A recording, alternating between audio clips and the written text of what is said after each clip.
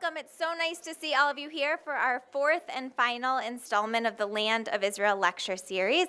I hope that for those of you who have been here for several weeks, it's been a good experience for you. I know I've kind of been in and out, but being here, I certainly have learned a lot, and I hope you have also. Just a reminder for those of you who are going on the Israel trip, you are having a meeting in here afterwards, and Rabbis Las and Yedwa will be in here to chat with you at the end of our lecture this evening. So we're so pleased to have Howard Lupovich here for his second lecture. Professor Lupovich is serving as the director of the Cohen Haddow Center for Judaic Studies at Wayne State University. I think you got a much longer introduction a couple of weeks ago for him, but I'm going to let him get started so we can start learning together. Thank you. Yeah, I'm the same person I was 2 weeks ago, so, it's ditto from 2 weeks ago. Well, thank you. It's always nice to be here, be back here. And those of you, I don't know who was here 2 weeks ago and who wasn't, so either welcome here or welcome back. Either way, but it's a freestanding lecture. You don't need to have heard what I said 2 weeks ago. I assume at least some of you have been here for a few weeks, so you've learned a lot about Israel, about a number of different aspects. I think you had Ken Walzer here, and you had Yael Aronoff here. They're both really good. Those are two scholars that I like listening to. I read them. I enjoy them both. So, but this week, to cap off the series, we're going to turn to a topic that may have come up in previous points of this series. This week, we're going to talk about the relationship between Israel and the diaspora, or Israel and the Jews of the diaspora. So, I think it might be useful to begin. Well, let's make sure we're all clear that this is a subject of present-day significance. You might have read recently in the newspaper, or read, encountered through some social media or another, some form of media, a couple interesting incidents. There were the Jews in Europe, particularly in France, suffered some setbacks. They had a little travail. And there was a point during that whole mess, that during the shootings in Paris, when the Prime Minister of Israel, Benjamin Netanyahu, now the recently re-elected Prime Minister of Israel, he made a really profound statement to Jews in France who were at a very difficult moment. He reminded them that Israel is your home.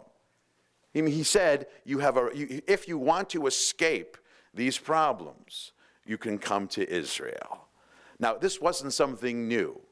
What he was doing in this sense was reiterating a core element, not the only element, as we shall see, but a core element in the relationship between the state of Israel and the diaspora, that Israel is a refuge for Jews. That's one recent event. Another recent event, I think, got even more press than that one, is you may have heard there was this kind of, let's call it a little skirmish between the Prime Minister of Israel and the President of the United States. Turns out they don't get along very well. I think that's the understatement of the decade. By the way, this isn't the first time it happened. President Carter and Menachem Begin hated each other, and they were able to work out a pretty good peace treaty together. Those things often get left aside. In any case, the reason I mention it is that for American Jews, tensions between, on a micro level, the Prime Minister and the President, and a larger level between the State of Israel and the United States, for American Jews, this creates for us a bit of an awkward situation. We've never really had to contemplate what would happen if the relationship between the United States and Israel somehow went afoul. But at a moment like this, when it's a little bit strained, it reminds Jews in the diaspora that our relationship to the state of Israel isn't always as straightforward or complication-free as it is sometimes. Now, I think both of these elements, both of these events, both of these occurrences are part of this larger question of the relationship between Israel and the diaspora. I mention them as a kind of point of departure because it turns out that this relationship, both between the state of Israel and the diaspora, and the pre-state Zionist movement and the Jews around the world is something quite complex, and I want to take a look at it this evening. Before I begin, I want to just define a few terms, just to make sure they're clear. And since we're talking about the diaspora, let's start by making sure everyone understands what we mean by the diaspora. I'm going to assume maybe all of you know it, but I'm going to explain it anyways. The word diaspora comes from a Greek word. Actually, it's a Greek compound word. Dia means many. Spora means seeds, many seeds. And the image is wherever Jews have lived outside the homeland, they have put down seeds, metaphorically, put down roots. And so a diaspora refers to a people living away from its homeland. Geographically, a diaspora refers to everywhere outside the homeland. But the word diaspora also carries an inherently positive connotation, because we have another word which geographically refers to exactly the same territory, area, as the diaspora, and that's the word exile.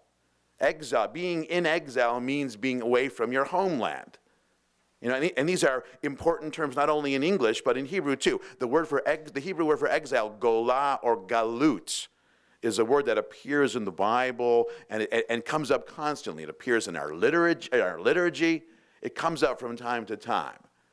And the Hebrew word for diaspora, tfutza, is a more recent modern Hebrew invention. But both concepts existed for a long time. Now, even though geographically they refer to the same place, exile has a sense of being uprooted from your homeland. Diaspora emphasizes being away from the homeland, but putting down roots someplace else.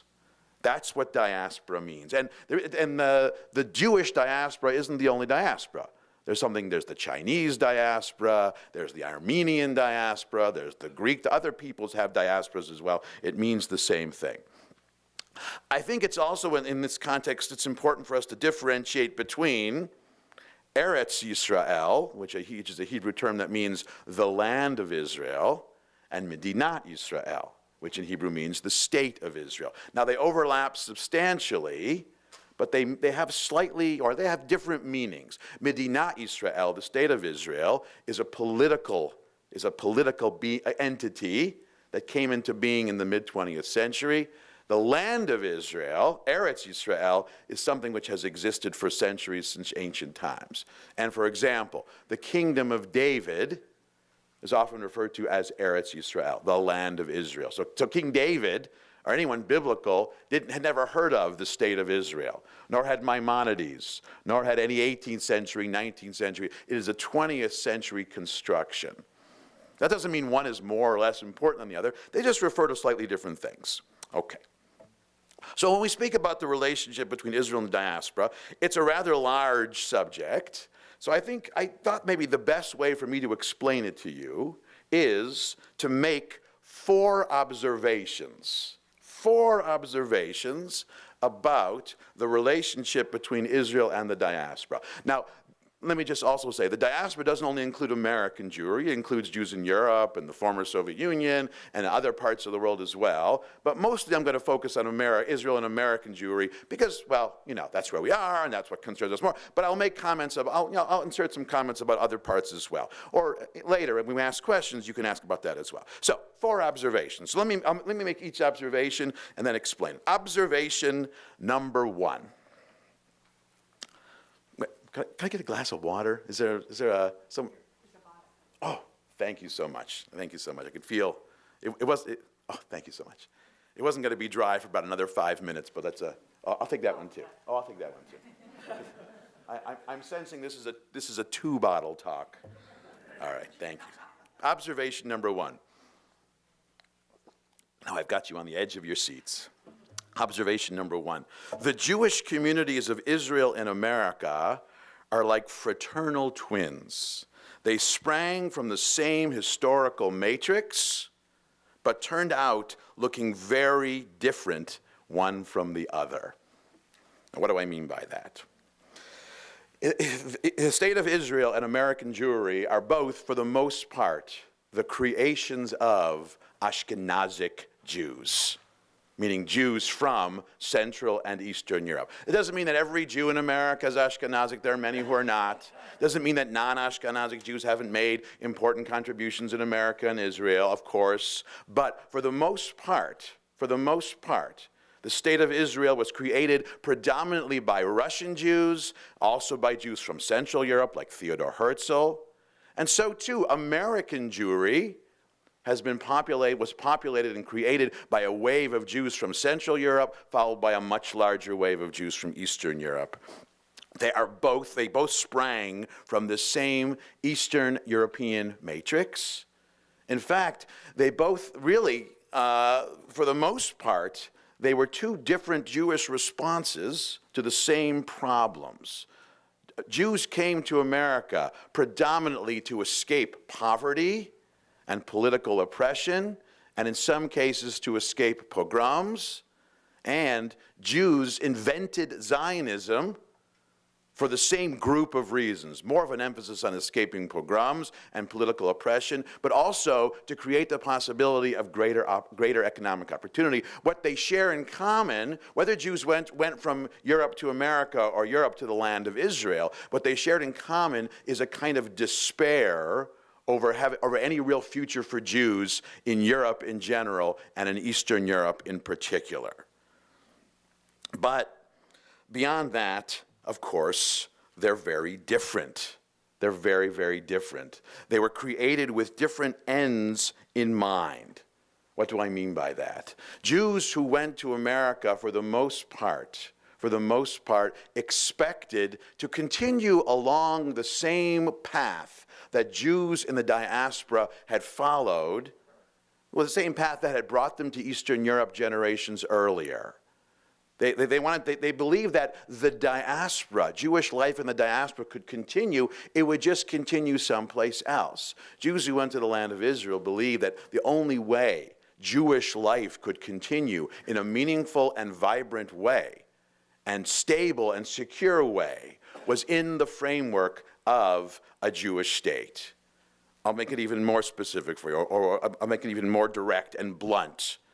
Jews who left Europe for America believed that anti-Semitism was inherent to European society, but not inherent to the entire world. But Jews who became Zionists and wanted to build a Jewish state believed that anti-Semitism was endemic to the diaspora, everywhere. Look at your handout. I hope you're able to pick up a handout. Look at your handout. I gave you some text. Theodor Herzl, not the founder of Zionism, but one of its most important early leaders and the person who organized the first Zionist Congress. He's sort of in the heroic story of Zionism, he's the first great leader. One of the first things he wrote about things Jewish was an essay he wrote in 1896 called The Jewish Question. Now, I don't know if you've ever heard of this phrase, the Jewish question. It's probably something familiar, even if you don't realize. The Jewish question really was this 19th century question in European politics, I guess 20th century as well, which asked the question, can Jews be part of a modern state and society? And some felt that emancipation and citizenship was the answer to that question. Some felt social revolution was the answer to that question. Zionists believed that Zionism was the answer to that question. But there were some who believed that none of those things had worked. That's one of the reasons, by the way, that Hitler and the Nazis' demonic euphemism, I guess it wouldn't be a euphemism. I guess it is. It's a euphemism because it's nicer than the real thing. They didn't call the Holocaust the Holocaust. That term wasn't used till later. And they didn't even call it the destruction of European Jewry. Hitler's term was the final solution, which of course is short for the final solution to the Jewish question. So Herzl wasn't talking like Hitler's final solution, but the fact that Hitler was still talking about it in the 20th century means this, in his mind, the final century was yet unsolved. But for earlier generations like Herzl, Zionism was the solution. And look what he wrote in this essay about what it means to be a Jew in the diaspora.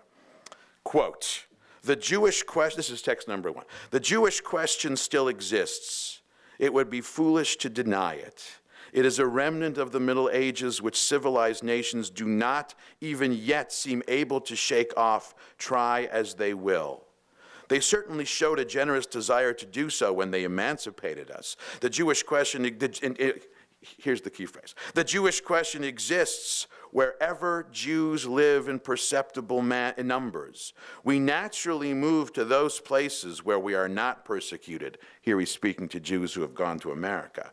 And there, our presence produces persecution. This is the case in every country and will remain so even in those highly civilized, for example, France, until the Jewish question finds a solution on a political basis, which he believed was the creation of a sovereign Jewish state. But Herzl believed that even if there is an anti-Semitism in a certain place today, if Jews move there, there will be. Now, he was talking primarily about America, but he was also talking about his own homeland. You know, Herzl was born in Budapest. He lived in Hungary for the first 17 years of his life, born in 1860. In 1877, his family moved from Budapest to Vienna. But prior to the First World War, there was virtually no anti-Semitism in Hungary, with a few rare exceptions. Over the first 17 years of his life, he encountered virtually none. And toward the end of his life, after he had left Budapest and moved to Vienna and then founded Zionism, not long before he died in 1903, one of the last interviews he gave was to a liberal Hungarian Jewish weekly called Egyenlőség, which in Hungarian means equality. A nice name for a liberal progressive weekly newspaper. And the editor of that newspaper asked Herzl, said, "Do you think Hungarian Jews should become Zionists?" This is 1903, and he said, "No, but eventually they'll need to be." Very prophetic. You know, had he lived to see the 1920s, he would have said, "I told you. I predicted this 20 years ago when there was a surge." But in his mind, anti-Semitism would eventually reach every single place, and that's why Jews should become Zionists. Now, from this notion, there emerged a core Zionist principle which defined early on one Zionist notion of the relationship between the state, the Jewish state Zionists hoped to create, and diaspora communities, and this notion was known as Shlilat Hagalut, which in Hebrew means the negation of the diaspora. The notion was Zionism, by its very existence and through the attainment of its aims, would make the diaspora not only unnecessary, but Jews would naturally flock to this new state of Israel. Jews would leave the diaspora. Zionism entailed the negation of the diaspora. But that was one Zionist notion. Other Zionists were much more pragmatic about the situation. Most Zionists believed that, yes, many Jews will go to Israel. Certainly those who are being persecuted, let's say in Russia or in Nazi Germany, they'll go. But Jews who are doing all right in the diaspora, most of them will not go. And for these Zionists who thought it was unrealistic to think that the diaspora was going to disappear simply because a Jewish state was created, they came up with an alternate notion. And this alternate notion said the state of Israel, this eventual state of Israel, would not mean the end of the diaspora, but the state of Israel would become the center of the diaspora. It would transform the lives of Jews around the world, even Jews who had no intentions of going, even Jews who didn't want to move, but the existence of the state would fortify them. Now, among those who believed this was probably the most important Zionist thinker after Herzl, a Russian Jew whose name was Asher Ginsburg, who went by the pen name Achad Ha'am. Now, Achad Ha'am in Hebrew means one of the people, which of course was very ironic because this guy, this Odessa-raised Jewish intellectual snob, was so far from one of the people. He didn't like to talk to the unwashed masses of Jews, but he liked it as a pen name. It's one of those little literary ironies, I guess. He believed that the real reason for Zionism and to create a state is not just to create a refuge, which he recognized was important, but as a way to help Jews facing the real threat. In his mind, anti-Semitism was a threat. The possibility of persecution was a threat. But the greatest threat facing Jews in the diaspora was not anti-Semitism, was assimilation. especially in those places where Jews had become citizens and in open societies like America.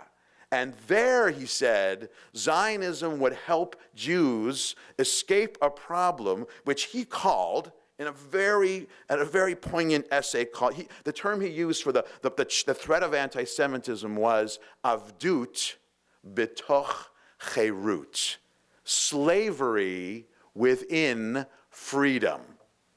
Slavery within freedom. He said that in the diaspora, in those countries where Jews have become citizens, where Jews don't face limitations, where they're allowed to enter the mainstreams, they're forced to either deny their own Jewishness or to compartmentalize their own Jewishness, but they're not allowed to be fully proud and expressive of their solidarity with other Jews, because they're dividing their allegiance between being Jewish on the one hand and being a citizen, a patriot of their country, and a member of a larger mainstream society.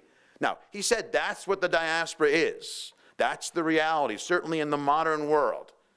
That's what the diaspora is. What Zionism would do would be to help Jews in straddling and help Jews live more firmly with one foot in the Jewish world while living with the other foot in the mainstream non-Jewish world. Zionism would fortify the identity of Jews, even Jews who had no intention of leaving the diaspora. It would make it possible to do both. Now, one of the reasons this was very important is because this same Achad Ha'am was instrumental in helping Zionism create a new kind of Jewish identity, which turned out in the 20th century and the 21st century to be vital for Jews living as citizens in the diaspora. And this was an alternative to an identity that was religiously defined. What Zionism, and especially Achad Ha'am, invented is what we would now call secular Jewish identity. See, before there was Zionism, either your Jewishness was measured in terms of your level of religious observance. And if you weren't religiously observant at all, the word for you was assimilated, or radically assimilated, or disaffected, or cut off from the Jewish people. Zionism, and this is a story that's more complicated than I can deal with here, said it's possible to have a powerful Jewish identity even if you don't believe in religion at all. Even if you don't believe in God at all, it's what we would call a cultural identity or an ethnic identity. Zionism would fortify that sort of Jewish identity, and that sort of Jewish identity is the kind of identity that more and more Jews in the diaspora had, especially Jews who became less and less enchanted with religion. Jews who came to see religion and God and all of that as antiquated. They didn't have to abandon being Jewish. They could be secular Jews. It was a vital, vital alternative. And so this made it possible, this notion of Israel as the center of the diaspora, in Achad Ha'am's terms, radiating cultural influence throughout the diaspora. This made it possible for these two Jewish communities to exist side by side, without one rejecting the other, and with one having a connection to the other, even if they weren't going to go and relocate. The demographic move, the actual relocation, became less vital and indispensable in that relationship. And so there's where we get this notion of American Jewry and the state of Israel being these two fraternal twins. Very, very different. But let's be clear how they're different. It means something very different to be an Israeli. Let me give it to you in terms of the very example I just gave you. The difference between being assimilated and secular. Let me make the following contrast. An American Jew who doesn't go to services on Rosh Hashanah, goes to the beach instead, would probably be called, so assimilated. Not even on Rosh Hashanah, that's assimilated. That's one of our standard bearers. But an Israeli Jew who goes to the beach on Rosh Hashanah instead of going to synagogue is secular. That's what 80% of Israelis do on Rosh Hashanah and on Passover, every holiday except for Yom Kippur. Yom Kippur is kind of the exception. It's a different story. I've always thought that these many secular Jews are kind of hedging their bets on Yom Kippur and, just in case. But Rosh Hashanah, most Israelis are at the beach because it's really nice on Rosh Hashanah. The rain hasn't started. It's beautiful. It's a time to go to the beach. Because 20% of Israelis are in synagogue, it's not so crowded at the beach. But that's a time. In fact, I'll give you a radical example of this secular identity. I had a friend. Actually, I haven't seen him in probably 20 years, but he was Israeli. He grew up in a secular kibbutz, and now this is an extreme example of what I just said. He didn't observe Jewish holidays. Not even Yom Kippur. He said his favorite thing to do with his secular kibbutz friends was to go camping in the Negev on Yom Kippur. Why on Yom Kippur? Because it was an easy day to requisition a Jeep. No one was it was easy to get a Jeep, so they'd get a Jeep and they'd go camping in the Negev Yom Kippur. And they weren't having Yom Kippur in the Negev. They loved to go and, he had a little bit of an irreverent streak in him. So he said, we go and we roast pork in the Negev on Yom Kippur. Maybe that's crossing a line, I don't know. In any case, the difference between secular and assimilated, two very different contexts. And two different notions of agency, controlling one's own destiny. Jews in Israel live in a Jewish state. American Jews don't. But I wouldn't overemphasize that difference because even though the situations are different in certain ways, even though on some level American Jews might be more vulnerable, let's say, the bottom line is, at the beginning of the 21st century, for the last at least half century, we live in an age of political embarrassment of riches when it comes to Jewish political influence, authority, power, sovereignty, agency. It's been centuries. We may have to go back to ancient times to find a time where there was a sovereign Jewish state and a powerful diaspora community. Let's keep in mind, it wasn't that long ago that a Jew in the United States came very close to being elected vice president of the United States, and there wasn't even much fanfare about it, if I remember correctly. You remember, Joseph Lieberman. We don't talk about him. I mean, he sort of vanished, but he was almost vice president. Some would say he actually was elected vice president, but it got a little, as they say, tzmished, and things went a little bit awry. Okay, so anyway, that's my first observation. Fraternal twins, common origins, very different. Observation number two.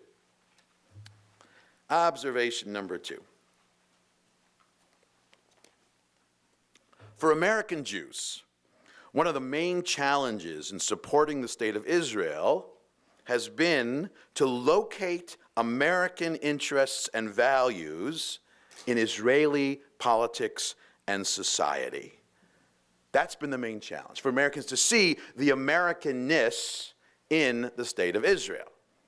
Now, of course, that meant because not all Americans, and certainly not all American Jews, have the same notion of what American values are. It manifests in multiple ways. One of the first to articulate this notion, or the first to find this commonality between what it means to be an American and what it means to support the creation of this state. This is even in the pre-state period.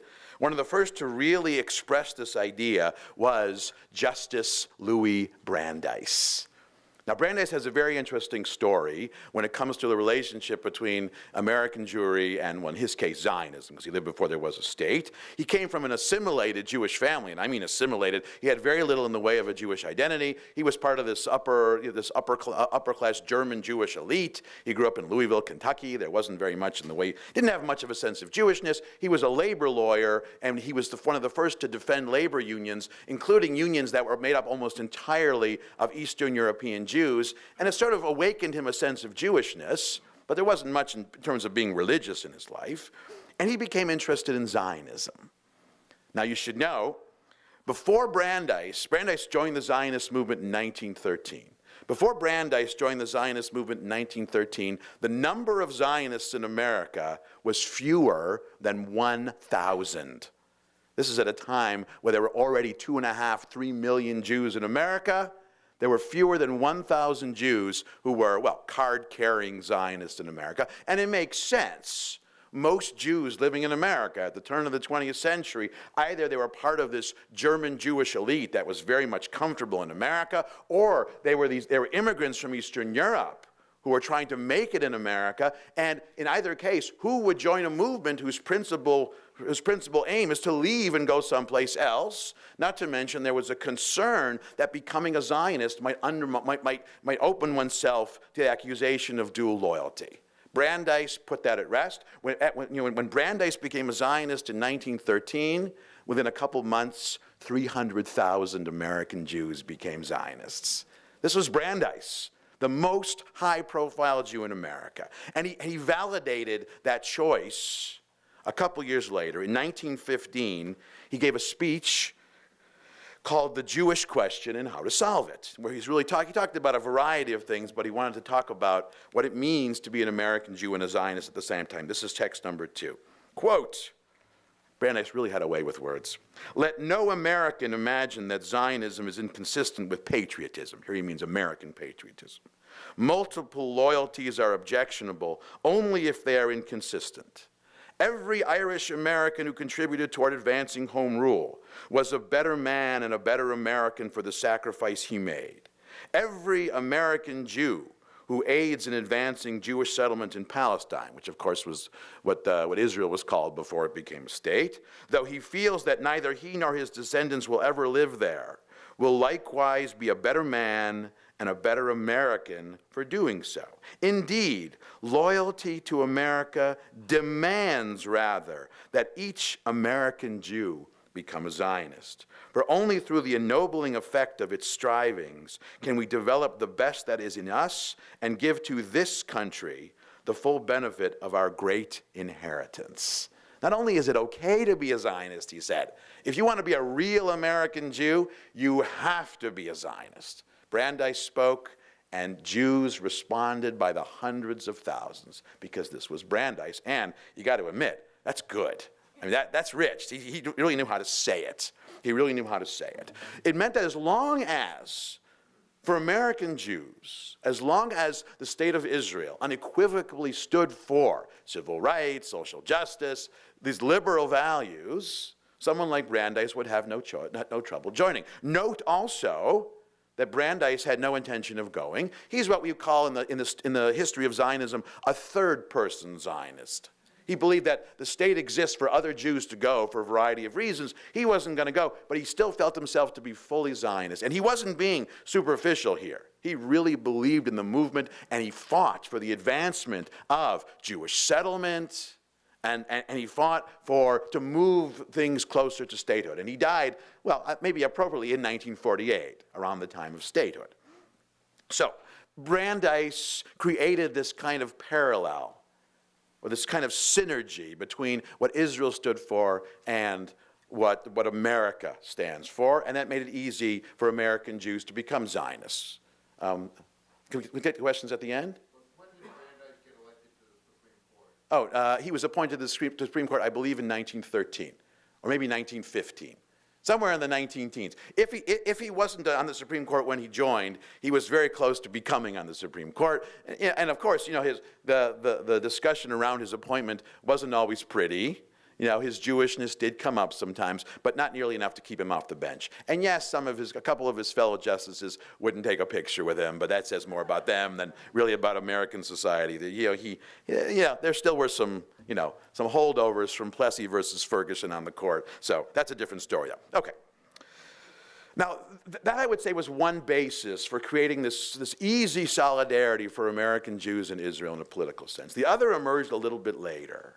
The other emerged after the Second World War, because by the early 1950s, the American alliance with the State of Israel became an integral part of American foreign policy during the Cold War. Israel was seen as the United States' key ally in the Middle East. So, if you were a firm believer in the importance of the Cold War, in the importance of stemming communism, then of course you believed that the State of Israel was important. Now, as it turned out, Brandeis' notion of solidarity for American Jews with Israel appealed predominantly to more liberal American Jews. I'm going to generalize and say Democrats, which of course he was. This Cold War basis of connection had a greater appeal for Republicans who tended to be the great fighters of the Cold War. And so more small c conservative Jews, they could find solidarity that way. But you had these two pillars of this connection. But eventually, each of these pillars was challenged, undermined, eroded. 1967 and the Six-Day War and the introduction of a rhetoric that accused the state of Israel of mistreating the Palestinians, or let's say more generally, the Palestinian problem, for some American Jews, undermined this synergy that Brandeis had described. After 1967, it wasn't so simple anymore to be a supporter of the state of Israel and to be the supporter of progressive American values. In fact, there were Jews in the 1960s who were part of the protest movements of the 1960s, civil rights, anti-war, and until 1967, the fact that they were Jewish didn't matter very much, but many remember after the Six-Day War, and especially as the plight of the Palestinians became more prevalent, their own fellow activists in America turned on them. After 1967, there was a disenchantment within the American left about Israel, and so the basis of connection that Brandeis defined became more complicated. This didn't mean that American Jews, the vast majority of American Jews, still supported the state, but it was more complicated after 1967. It was much simpler before 1967. And then, for several decades then, the most solid basis of the connection between America and Israel, and the most straightforward basis of being an American Jew who was a supporter of Israel, was no longer this, Israel and America have the same values as much as the Cold War. But that also became a little more complicated after 1990. After 1990, when the Cold War more or less ended, suddenly this notion of being an American Jew supportive of the state of Israel, it became a little more nebulous as to why. Now, like I said, that support and solidarity didn't disappear, it just became a little more complicated. Now, it was reinvigorated in the 21st century after 9/11 with the war on terror, when American political leaders, like President Bush, George W. Bush, he really saw America and Israel as having a common adversary, a common aim in fighting that war, and that in some ways restored the kind of solidarity that previously had been made possible by the Cold War. So it helped. But you can see, I think you'll agree today, that for some Jews in America, the question of being supportive of Israel is complicated because it doesn't always jibe, at least in the mind of some, with what it means to endorse certain values. So it's become more of a straddling act. And what I'm really saying is it's become more complicated.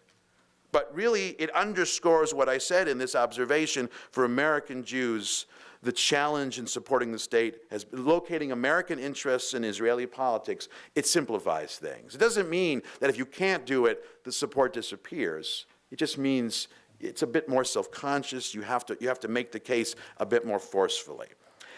And I should say we see that in present-day America, in the difference between, let's say, AIPAC on the one hand and J Street on the other. J Street is a great example of a post-1967 problem, or a problematic understanding, or an attitude of American Jews that sees supporting Israel as problematic. Not to mention the BDS movement. I don't know if you did this boycott. I don't want to talk about that. It perplexes me, and I have to say, I'm an academic, and it's led by academics, and you got me. I don't know. We can talk about it later if you want, but I don't want to talk about it. I haven't figured it out yet. It's like looking at something through a fog or through a maze, but that's another story. Okay. Observation number three.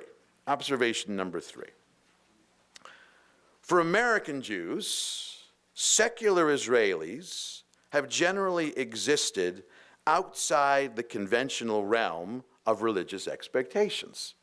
What it means to be Jewish in Israel is different than what it means to be Jewish in the diaspora. Now, we've already alluded to this a little bit. When I said going to the beach on Rosh Hashanah in Israel makes you secular and in America makes you assimilated, but this exists, this takes place in a much broader sense.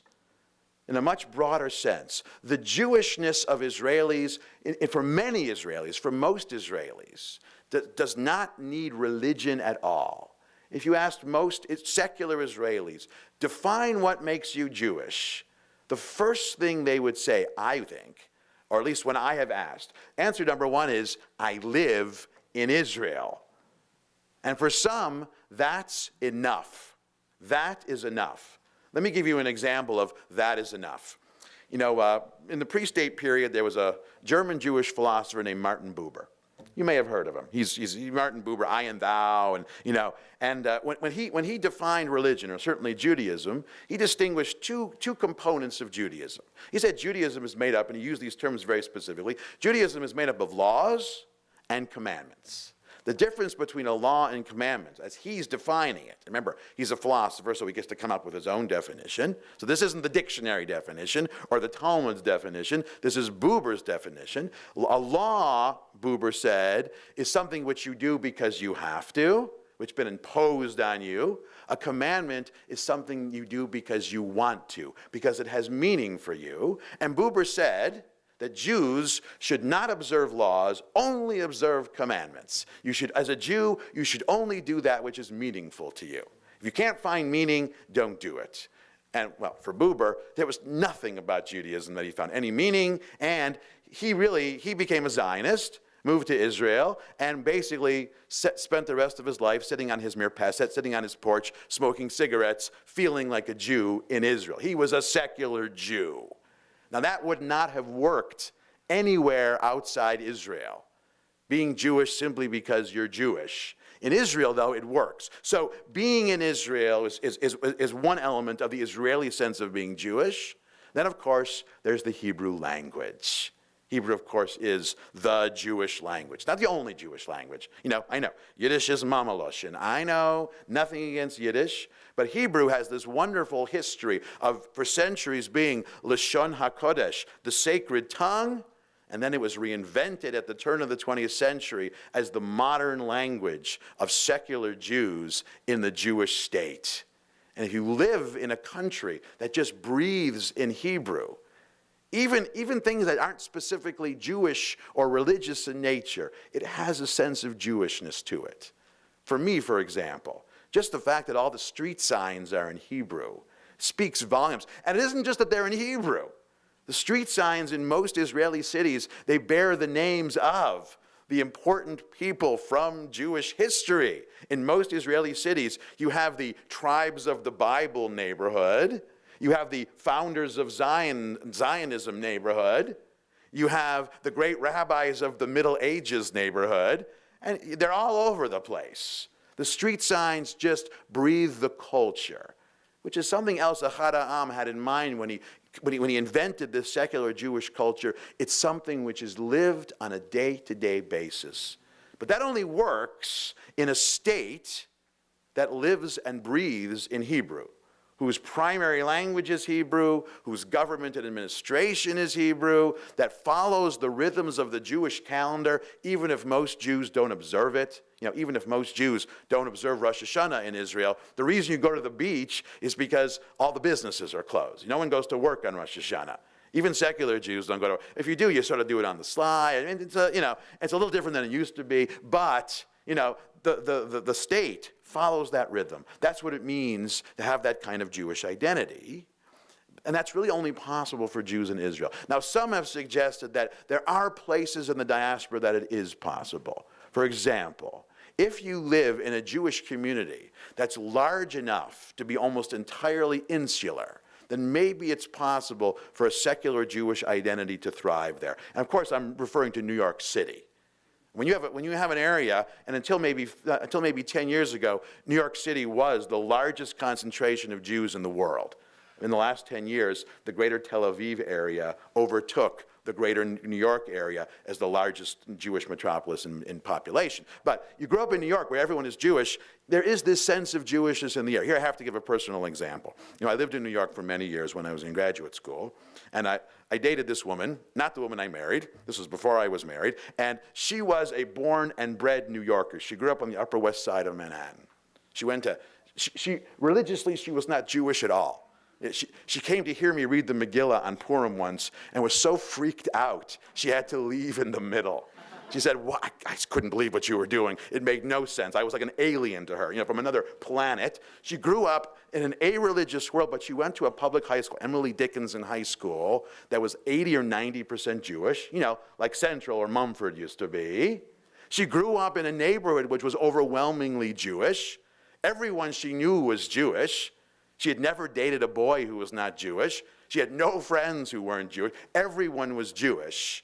And I think, even though she wasn't living in Hebrew, she was living in English, that was the language of the place. In some sense, maybe that secularness might be able to exist there. I'm not sure. It's possible. But even so, not with the same vibrance as that it existed in Israel. And I would also say that Jews in the diaspora are not only willing to accept that difference, to accept that possibility, Jews in America celebrate that possibility.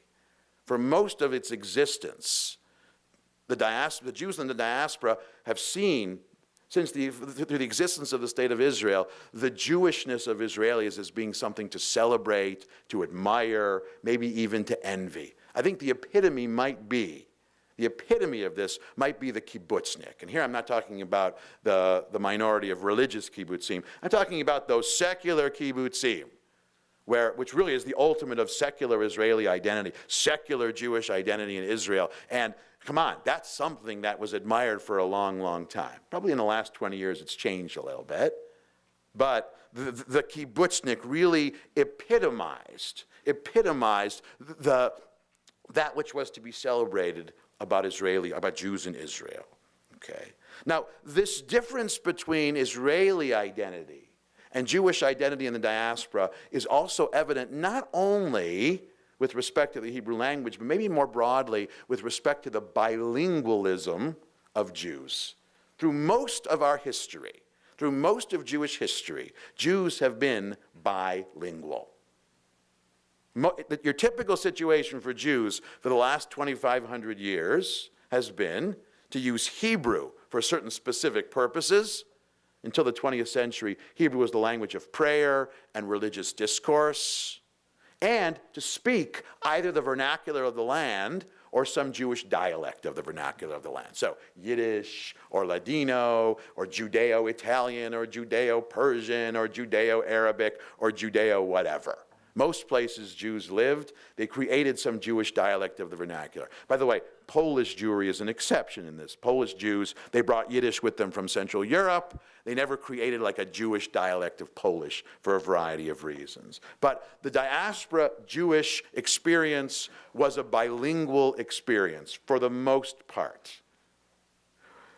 On the other hand, the Israeli experience, until relatively, at least initially, was pressing in the direction of a monolingual experience. There was this strong effort to make Hebrew not only the main language, but the exclusive language of Israelis. Not that it was impermissible to use other languages, but there was this emphasis that modern Hebrew would transform not only the Jews politically, but would transform the character of the Jews. That modern Hebrew had this transformative effect. Now that's changed in recent years. I'd say in the last 20 years or so, Israeli society has become more multilingual, partly because you hear more English in Israel now than you did before. There's a larger community of, in Israel they call them Anglos, immigrants from North America, from Great Britain, English-speaking Australia, South Africa, English-speaking Jews, but also because the arrival of the large population of Jews from the former Soviet Union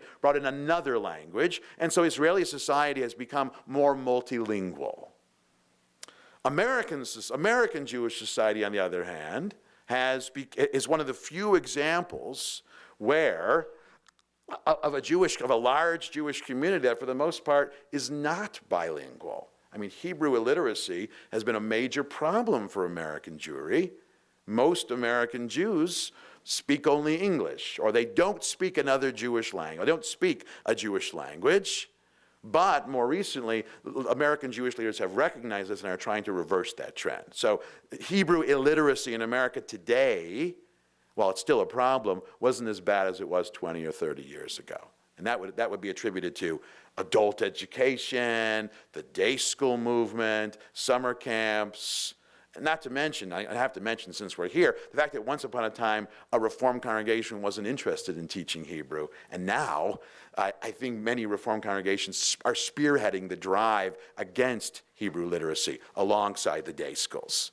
So you have this different notion of this different direction in terms of bilingualism. But sometimes it's a little bit out of whack. Let me give you an example. There's an asymmetry in some cases. In 1990, there was a conference of scholars, of Jewish writers, held at Berkeley. And two groups of Jewish writers were invited to attend. American Jewish writers, like Saul Bellow and Bernard Malamud, and I can't remember if he was still the American Jewish writers and Israeli writers. And they all got together. This was the first time they had really gotten together to talk about what it means to write Jewish literature, Jewish poetry, Jewish prose, what it means to write. And something interesting came out of this conference. All the Israeli writers could speak English and had read in its original the writings of the American Jewish writers. Very few of the American Jewish writers could read Hebrew well enough to read in the original the Israeli writers. There was that kind of asymmetry. So this is an important element in the connection between American Jews and the diaspora. The other one, I think, other commonality, and this is something I think that American Jewry and Israel has had in common, is in terms of values, these societies have tried to make possible and enhance a public role for those members of the Jewish community who were once upon a time not given a full public role. And of course I refer to women, okay? Jewish women have had more opportunities within American Jewry and in Israel than in any other Jewish community. It's not even close. It's not even close. In America, this is where the concept of women in the rabbinate was invented and was championed. And it's not true everywhere else.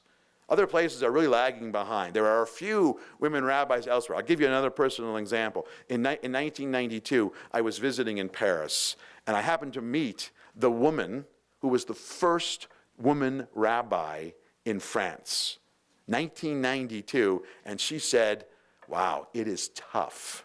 Because Jews in France, remember, many French Jews, they came originally from North Africa, and they brought some very traditional and conservative values, even if they weren't religious.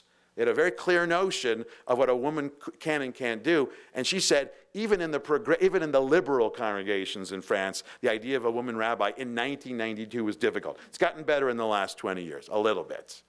But in America, not only have women been in the rabbinate for a long time, they've risen in the ranks of the rabbinate as synagogue officers, as communal leaders.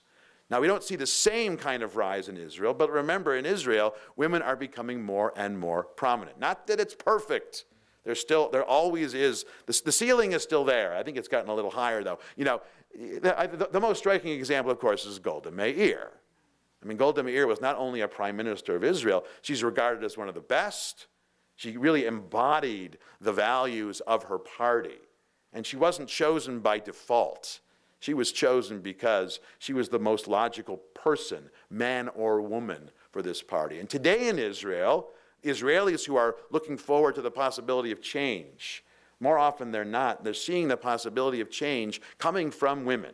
Tzipi Livni, and of course Stav Safir. If you haven't encountered this woman, you gotta go on YouTube and check her out, because this is the future. She's just starting to make her splash. She's just finding her voice, and when she goes after that old establishment, she's great. But her name is Stav Safir, S-A-F-F-I-R. Just Google Stav, S-T-A-V, Safir, and if nothing else, you got to watch her speech to the Knesset a few months ago, which I think on some YouTubes is subtitled, "Boy, does she let them have it." I mean, talk about just punching the old boys network in the stomach.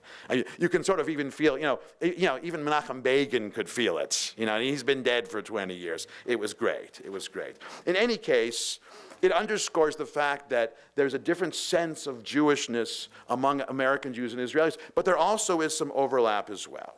Okay. Now, my last observation is this. Since 1967, the deteriorating political and cultural connections between Israelis and American Jews has been offset by an expanding religious connection between Israelis and American Jews, particularly in the world of Orthodoxy. As Orthodox Jews in Israel have become a more prominent element of Israeli society, for better and unfortunately often for worse, the connection or the interest among Orthodox Jews in America and the state has also grown. Now, I should say, to really underscore this, to really understand this, you have to understand that 1967 and the Six-Day War and the expansion of the state to include new territory for many Jews, particularly for religious Jews, particularly for Hasidic Jews, ultra-Orthodox Jews, Haredi Jews. It wasn't only a military victory, but it reflected something much more divine and cosmic. There were those who saw, well, first they felt that the fact that victory was achieved in 6 days was nothing short of miraculous. The fact that the state survived, impossible odds, was miraculous. And as soon as you call something miraculous, the next step is the hand of God is there, which means that which took place in 1967 reflects the will of God, which means, and I'm just sort of summing up the reasoning here, which means to undo it or move in another direction is to violate the will of God.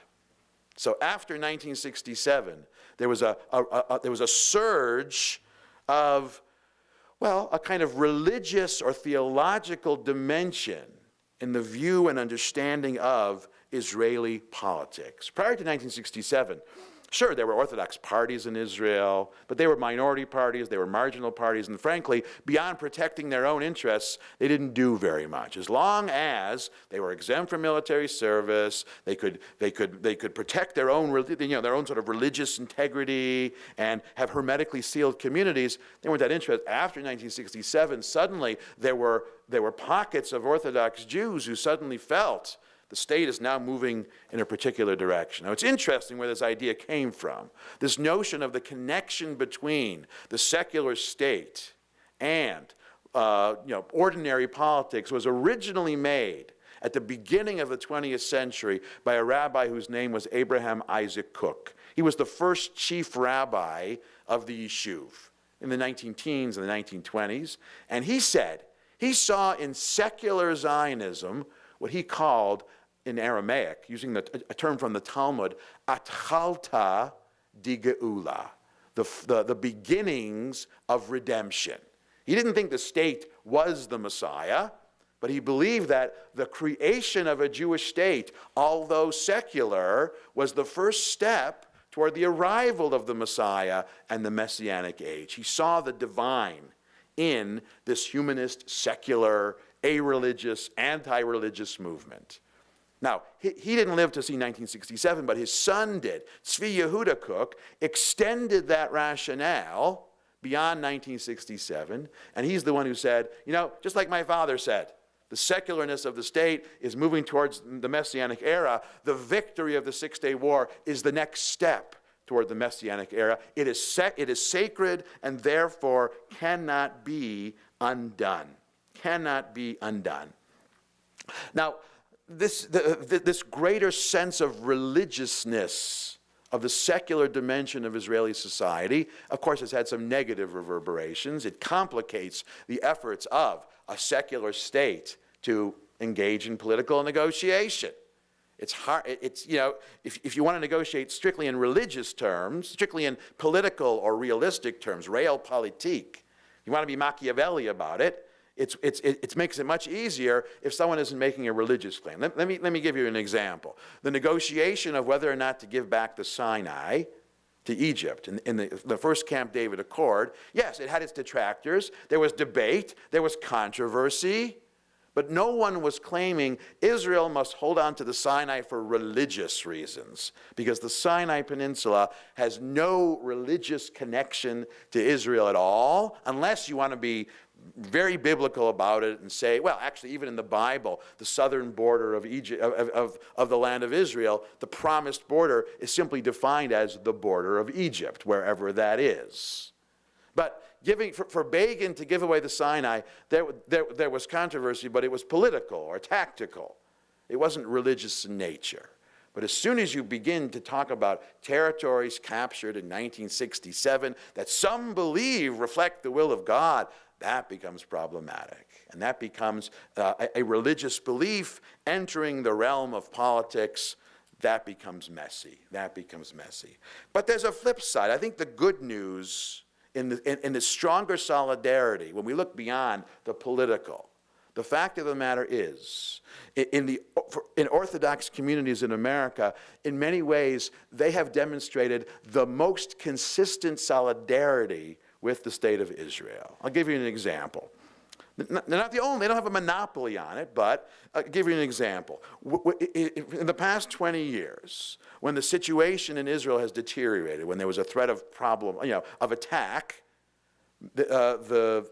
American Jewish tourism to Israel diminished. It plummeted.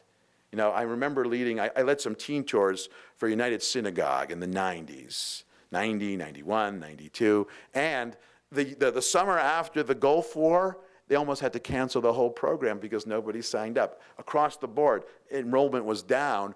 Orthodox trips to Israel, be they Bnei Akiva or Young, whatever they were, their enrollment was solid. The numbers of Orthodox Jews from America making aliyah to Israel, moving to Israel, far exceeds everybody else. This is partly made possible by this expanding religious discourse. Certainly, that certainly isn't all of it, but it's certainly part of it.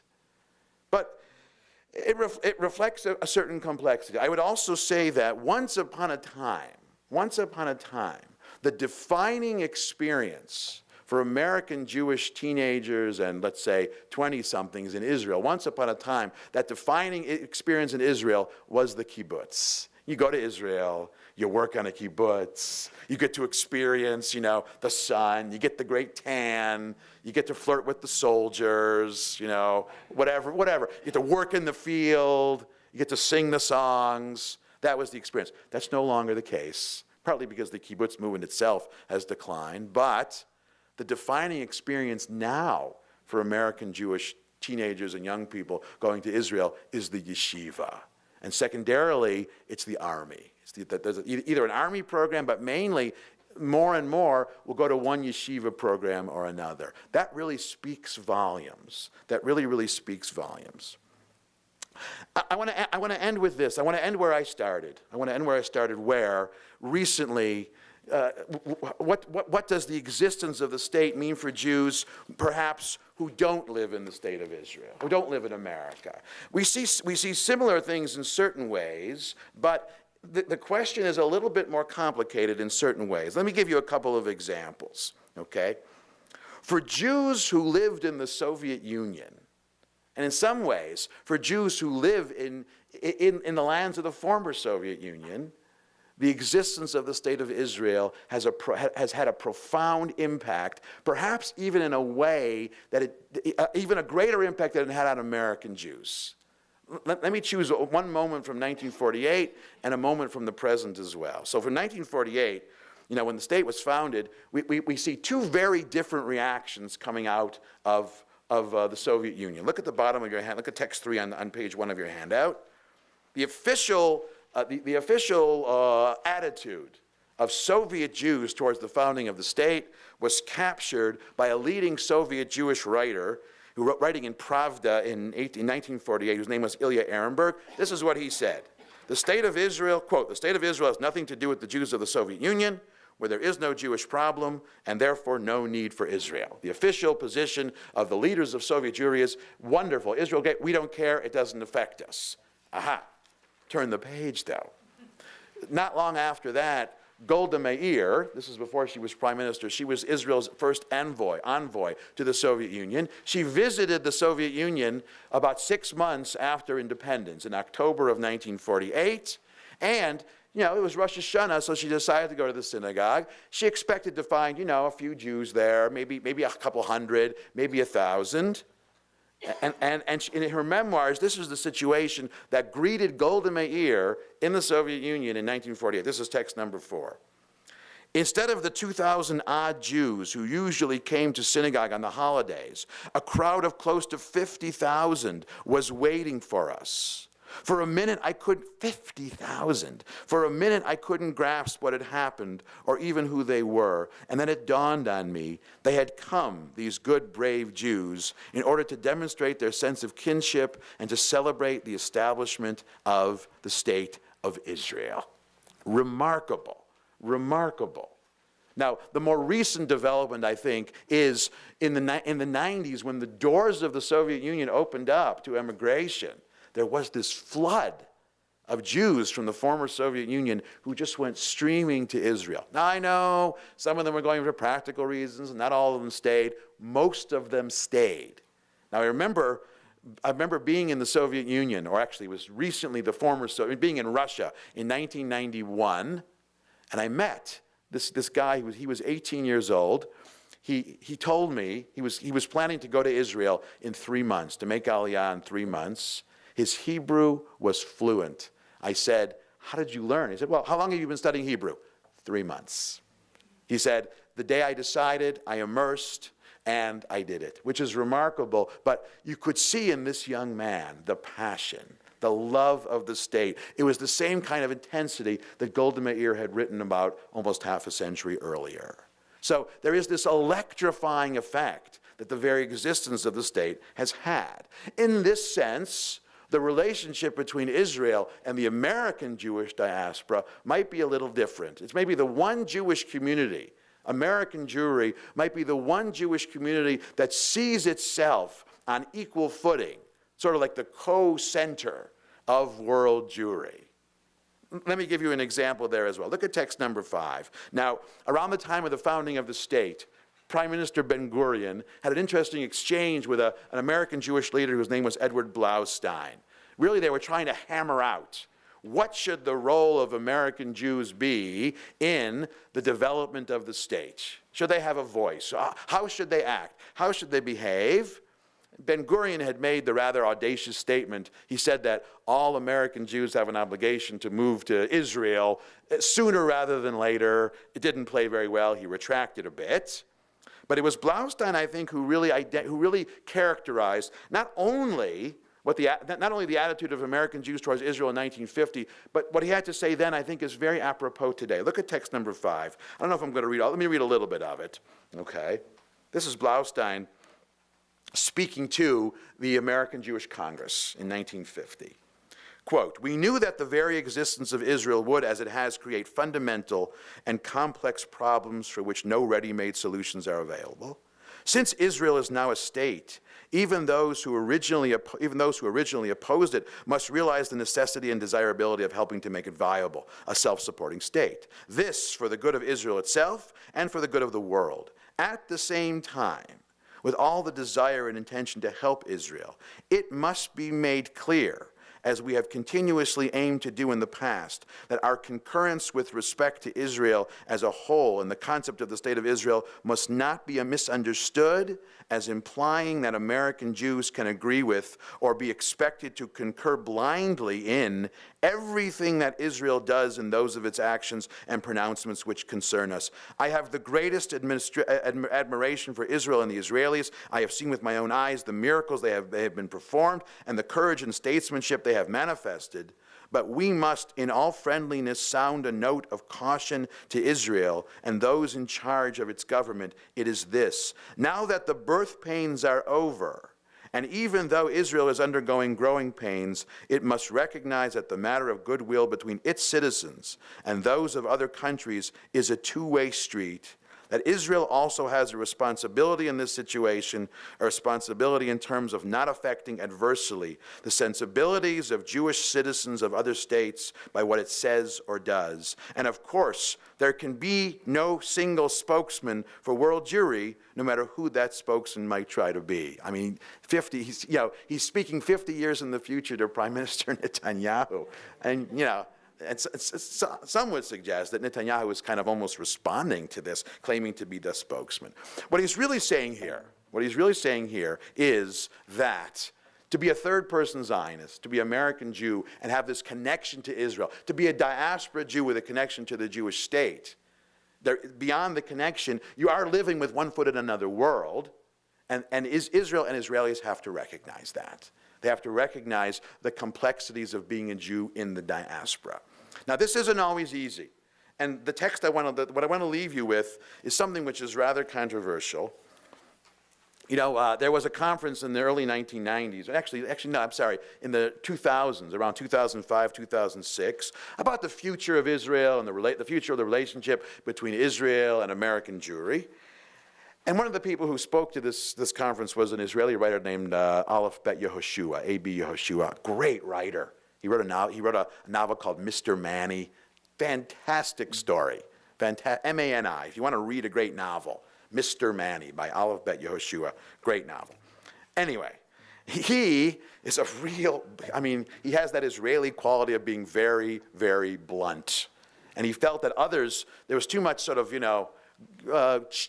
goodwill and cheer and fluff going on. He stood up and spoke his mind, and his notion of the relationship between Israel and American Jewry in particular, but Israel and the diaspora more broadly, well, he was much more willing to underline the problem. I'm going to read a little bit of you. I encourage you to read the rest of it. This is what he says. This is text number 6.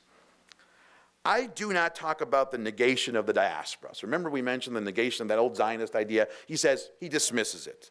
The Jewish diaspora has existed ever since the Babylonian exile, about 2,500 years, and it will continue to exist for 1,000 more years. I have no doubt in the future that when outposts will be established in outer space, there will be Jews among them who will pray next year in Jerusalem while electronically orienting their space synagogue toward Jerusalem on the globe of the earth. I love this. The Jew has a wonderful virtual ability to express his identity with consciousness alone. The lone Iraqi Jew in Baghdad after the American conquest, or the 2 Jews sitting in Afghanistan, are no more or less Jewish in their foundational identity than the chief rabbi of Israel or the president of the Jewish community in America. The diaspora is the most solid fact in Jewish history. We know its cost. We are aware of its accomplishments and failures in terms of Jewish continuity. So he says, the diaspora is a reality. It's not disappearing. It is something that Israel must relate to, and this relationship is going to go on forever. But, here, that's sort of a prelude. Now, the direction he's going to go, and he's going to say that maybe Jewish identity in Israel is a little bit better. But listen to how he says it. Jewish identity in Israel, which we call Israeli identity, has to contend with all the elements of life via the binding and sovereign framework of a territorial defined state. And therefore, the extent of its reach into life is immeasurably fuller and broader and more meaningful than the Jewishness of an American Jew, whose important and meaningful life decisions are made within the framework of his American nationality or citizenship. His, meaning the American Jewishness, is voluntary and deliberate, and he may calibrate its pitch in accordance with his needs. We in Israel live in a binding and inescapable relationship with one another, just as all members of a sovereign nation live together for better for worse in a binding relationship. We are governed by Jews. We pay taxes to Jews, are judged in Jewish courts, are called up to serve in the Jewish army, and compelled by Jews to defend settlements we didn't want, or alternately are forcibly expelled from settlements by Jews. A little political there. Our economy is determined by Jews, and so on.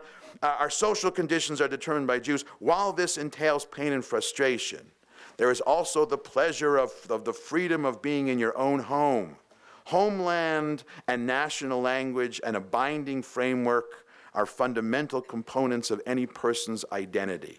Here he's going to make an analogy. Thus, I cannot point to a single Israeli who is assimilated, just as there is no Frenchman in France who is an assimilated Frenchman, even if he has never heard of Molière and has never been to the Louvre and prefers soccer matches and horse races. For me, Jewish values are not located in a fancy spice box. He's referring to the spice box used to make Havdalah at the end of Shabbat, that is only open to release its pleasing fragrance on Shabbat and holidays, but in the daily reality of dozens of problems through which Jewish values are shaped and defined, for better, for worse. As long as it is clear to all of us that Israeli Jewish identity deals, for better, for worse, with the full spectrum of reality, and that diaspora Jewry deals only with parts of it, then at least the difference between whole and part is acknowledged. But the moment that Jews insist that involvement in the study and interpretation of text or in the organized activity of Jewish institutions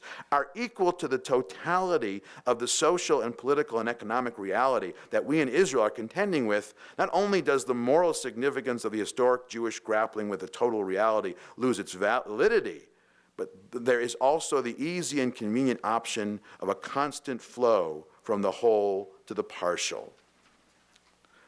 These are very, very strong words, and really he's saying that the Jewishness anywhere outside of Israel is at best incomplete.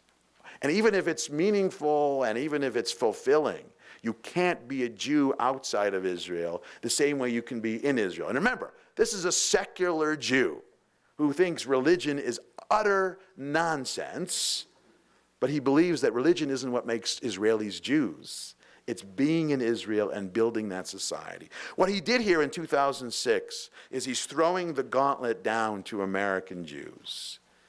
He's basically saying, you have built this vibrant center of Jewish life in the diaspora, but you have to maintain a sense of proportion, a sense of perspective. Because no matter how Jewish you are in America, he says, being Jewish will never be the totality of your life the way it is in Israel. Now, not everyone agrees with him, but I leave you with this thought, because I don't want you walking away thinking this relationship between Israel and the diaspora is this wonderful hunky-dory relationship. There are tensions. There is a certain competitiveness between American Jewry and the state of Israel for who's the real leader of the world. But I also don't want you thinking that Aleph Bet Yehoshua is describing the totality of this relationship. Like all sibling familial relationships, it has its strengths, it has its weaknesses, it has its nice parts, it has its frustrating parts. What else but a sibling relationship could produce a relationship like this? Thank you very much.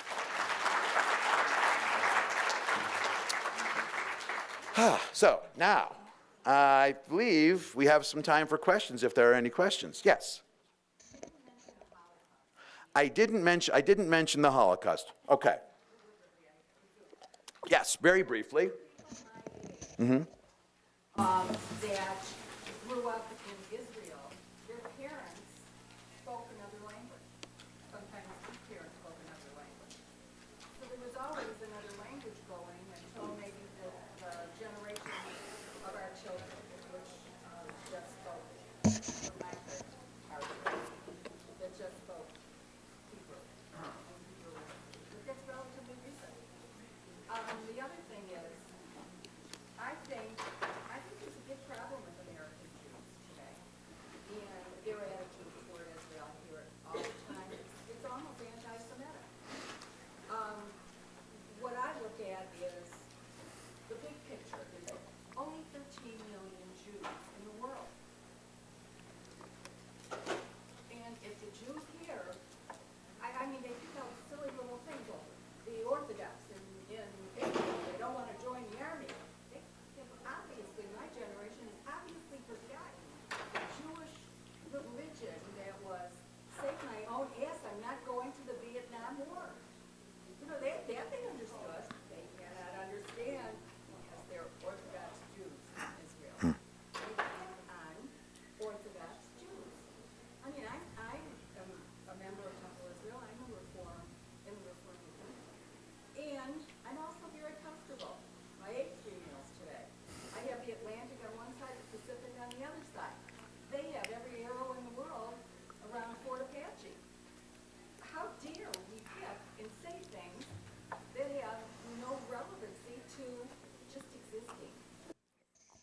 very good. Did everyone hear that? I'll paraphrase. Excellent comment. Actually, two comments. So there were two comments. First was briefly, how does the Holocaust affect Israel and American Jewry, and this relationship was, I think, the first brief part of the question. But the real question was, no comment was a certain frustration with American Jews who are critical of the state. In a way, I mean, you suggested it seems almost anti-Semitic. I would disagree with that. I wouldn't call it exactly that. But yes, there is the problem, and it's something that Aleph Bet Yehoshua is really saying implicitly, at least. Jews outside of Israel have the right to be critical. Or what does it mean for a Jew to be critical of the state? It is a big problem. And it comes down to this, I think. It comes down to this, I think. You know, it reminds me, you know, one of the messages I always got from my parents, not just about this, but in general, is everything in moderation. That was sort of the mantra in our house, everything in moderation. So, what I mean in this context is, to say that it's impossible or it's unacceptable entirely to be critical of Israel in any way, that is too extreme. But let me finish. It is possible to be both supportive of the state, a lover of the state, and critical of the state at the same time. It is possible.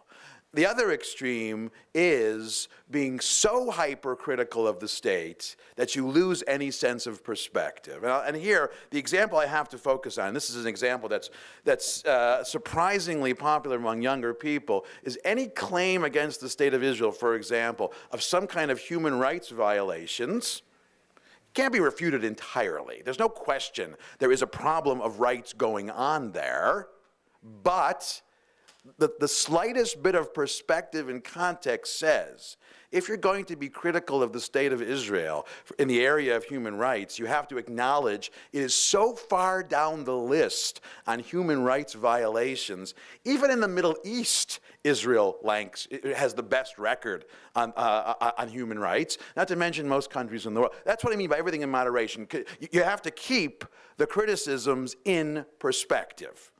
Now, that's criticism in general. For American Jews specifically, there's the added complication or the added task of remembering that what Aleph Bet Yehoshua said, even though it's a little bit harsh in certain ways, there's a certain truth to it, is that the Israelis, what they're doing by keeping the state alive and sustaining it, is something that only Israelis are doing it. We all love the existence of the state. We all love the fact that the state is there, both for ourselves, for our own sense of identity, and for others who need a place to go. The fact that French Jews or Jews in Ukraine can go to Israel as an escape, as a way to get away, that's wonderful. That's wonderful that is so. That is certainly wonderful. That is so. But the one other thing I would say too is that there's a generational problem here as well. There's up till a certain age, or above a certain age, we remember a time when the existence of the state of Israel, the very existence, could not be taken for granted. And diaspora-Israel relations were really defined by that. But for younger people who grew up at a time when the existence could be taken for granted, there's a willingness to be far more critical and far less supportive. And I can tell you where I think the cutoff is. If you're old enough to remember the Yom Kippur War, you're old enough not to take it for granted. You know, I was 9 during the Yom Kippur War. In fact, I remember it well. It was frightening for a 9-year-old. I was going to Hill Day School, and 2 or 3 teachers there actually left school in the middle of the year to rejoin their units in the army. We wrote letters. I wrote a letter to President Nixon asking him to send aid to Israel. And then he did, which, as a 9-year-old, of course, you're welcome, Israel. Obviously, it was my 9-year-old letter. Although I did get a 16-page reply from President Nixon, probably one of his aides, 16 typed pages that I couldn't understand. But the point is, younger than me, if you're not old enough to remember that moment, all you remember are times when the behavior of the state of Israel was subject to criticism. There is a real generational thing, and the task is how to teach the younger generation, A, not to take the existence for granted, but also, B, how to make it possible for a critical view to be kept within the basic realm of acceptable criticism.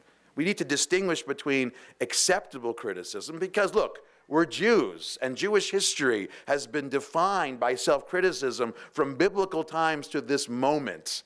That's one of the things that's one of the things that defines our history and our experience, and this situation need not be any different. In fact, it would be unrealistic to think no one is critical. I mean, no one's more critical of Israel than Israelis, and it'd be unrealistic to expect other Jews not to be critical as well. The trick, and this is what I mean, everything in moderation, is to find that healthy balance between being acceptably critical but not overly critical. What's that?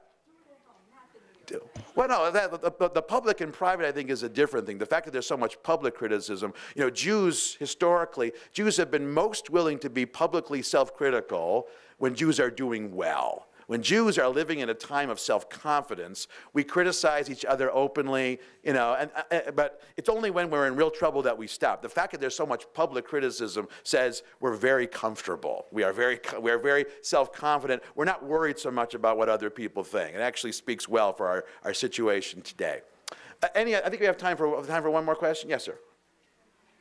Thinking about the time frame when Justice Brandeis made his comment and there was this influx of folks, American Jewry, who moved to become Zionists. So what happened in that period from there until maybe the 30s and 40s when congregations had major rifts about whether they should be supporting the state of Israel or not?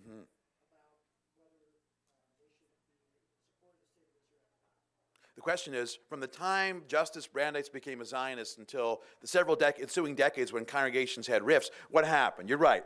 300,000 American Jews became Zionists. Many did not. And the Reform movement as a movement still had not recognized Zionism. Most Orthodox Jews in America were anti-Zionist until later. And so there were these problems. Really, the antidote and the solution to those problems was Hitler and Nazism. By the 30s, there was this widespread, when Jews came under Nazi rule, there was this consensus, obviously we need a state. As soon as the United States said, we won't take the Jews, we won't take Jewish refugees, there was this unanimous agreement across the board. There were so few Jews in the 1930s against the existence of the state, either radical reformers or radical ultra-Orthodox Jews. But 98% of American Jews were pro-Zionist and in favor of the state. But really, it was the threat of Hitler and Nazism that did it. It's a good question. I hate to end on Nazism, but I think we're going to have to do that. So thank you very much so much. Thank you. I really Thank you for appreciate listening. it. Always a pleasure.